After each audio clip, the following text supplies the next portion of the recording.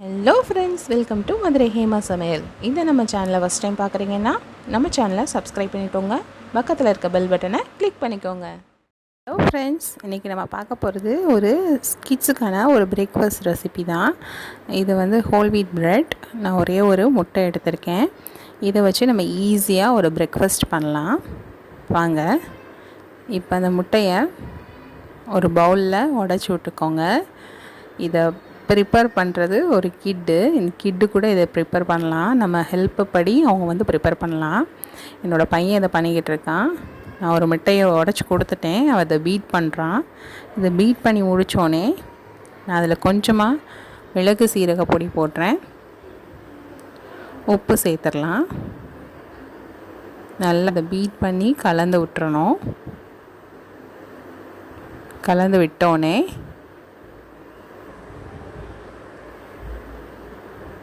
பாருங்கள் எப்படி இருக்குன்னு.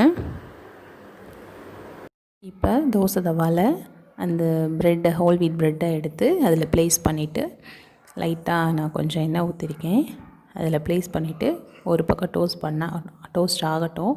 இதில் இருக்க கொஞ்சமாக எடுத்து வச்ச முட்டையை எடுத்து அதில் ஸ்ப்ரெட் பண்ணி விட்டுடலாம். ஸ்ப்ரெட் பண்ணிவிட்டு ஒரு 1 மினிட் இருக்கட்டும்.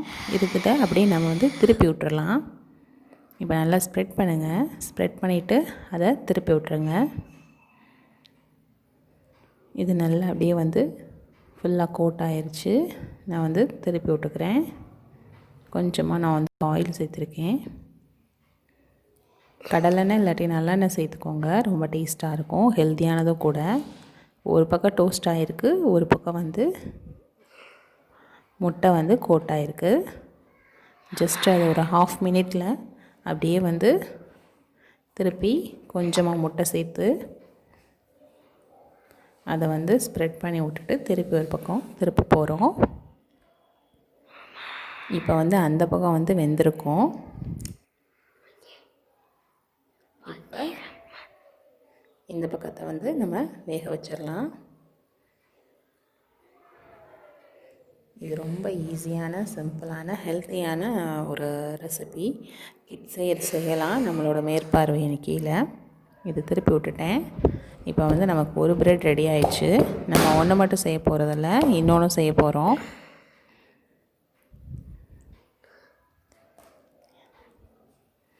இதை அப்படியே நம்ம நீட்டாக செஞ்சு ப்ரெசன்ட் பண்ணி கொடுத்தோம்னா இதை அப்படியே சாப்பிட்லாம். இதுக்குன்னு எதுவுமே நம்ம எதுவுமே கொடுக்கவே தேவையில்லை.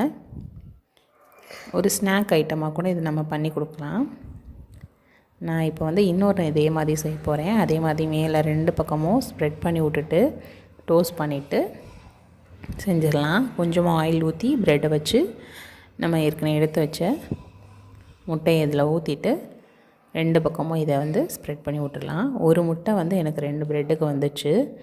நல்லா டபுள் சைடும் வந்து முட்டையோட கோட்டிங் வந்து வெளியே இருக்கும், ப்ரெட்டு வந்து உள்ளே இருக்கும். அது கொஞ்சம் கிறிஸ்பியாக இருக்கும், டேஸ்டியாகவும் இருக்கும். நம்ம மிளகு சீரக பொடி போட்டுறனால குழந்தைகளுக்கு அது ஹெல்த்தியும் கூட. வீட் ப்ரெட்டு ரொம்ப ஹெல்த்தி. நம்ம மைதா ப்ரெட்டை காட்டிலும் வீட் ப்ரெட் வந்து ரொம்ப ஹெல்த்தி. முட்டை கண்டிப்பாக நாளைக்கு 1ஆவது குழந்தைங்களுக்கு சேர்க்கணும். நம்ம சேர்த்தா அவங்களோட மசில்ஸ் வந்து ஸ்ட்ராங் ஆகும். அது போக கால்சியம் வந்து அதிகமாக கிடைக்கும். 7+ குழந்தைங்களுக்கெல்லாம் ரொம்ப வந்து அதிகமாக டெய்லி ஒரு முட்டை வந்து சேர்த்துக்கோங்க. இப்போ செகண்டாக இருக்க முட்டையிலையும் இதை வந்து கோட் பண்ணி விட்டுடலாம். கோட் பண்ணிவிட்டு நமக்கு வந்து இப்போ டபுள் சைட் திருப்பி விட்டோம்னா நமக்கு வந்து இந்த பிரெட் ஆம்லேட் மாதிரி இருக்கிற ரெடி. நம்ம பிரெட் ஆம்லேட்டாக சாப்பிட்றதுக்கு இது ரொம்ப ரொம்ப நமக்கு சிம்பிளானது கூட, ஈஸியாக செஞ்சிடலாம். பாருங்கள், இது அடுத்த சைடும் கோட் ஆயிடுச்சு.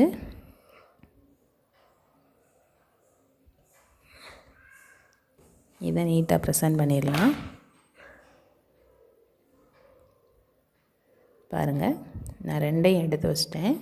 இது சைடை குறுக்கால் வெட்ட போகிறேன். ஒரு ட்ரையாங்கிள் ஷேப் கிடைக்கும். அப்படியே அழகாக அடுக்கி வச்சு கொடுத்தோம்னா, ப்ரெசன்ட் பண்ணி கொடுத்தோம்னா குழந்தைங்க ரொம்ப விரும்பி சாப்பிடுவாங்க. நான் கட் பண்ணிட்டு காமிக்கிறேன்.